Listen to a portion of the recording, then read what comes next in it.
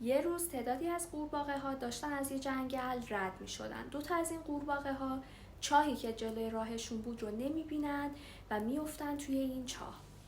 بقیه قورباغه ها که از بالای چاه داشتن به اونا نگاه میکردن بهشون میگن که تلاش نکنین، تسلیم بشین، خودتون رو خسته نکنین، ما از این بالا داریم میبینیم که چقدر عمق این چاه زیاده. ولی هر دو قورباغه داشتن تلاششون رو میکردن، اما در نهایت یکی از قورباغه ها به خاطر حرفای قورباغه های دیگه که از اون بالا میگفتن که شما از پسش بر نمیاین تسلیم میشه و به خاطر اون فشار عصبی و استرسی که بهش وارد شده بود سکته میکنه و میمیره. قورباغه دوم هی تلاشش رو بیشتر میکرده، هرچی اونا بیشتر داد میزدن که شما نمیتونی، اون تلاشش بیشتر میشد و در نهایت از چاه بیرون میاد.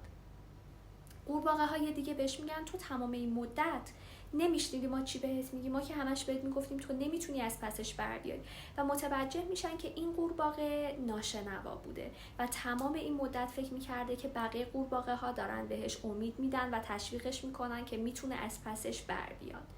این داستان میخواد بگه که چقدر حرفای ما روی زندگی بقیه اثر میذاره و حالا هر حرفی که میزنیم، هر کامنتی که برای کسی میذاریم، بهتره که قبلش فکر کنیم که چه تأثیری ممکنه روی روحیه اون شخص داشته باشه.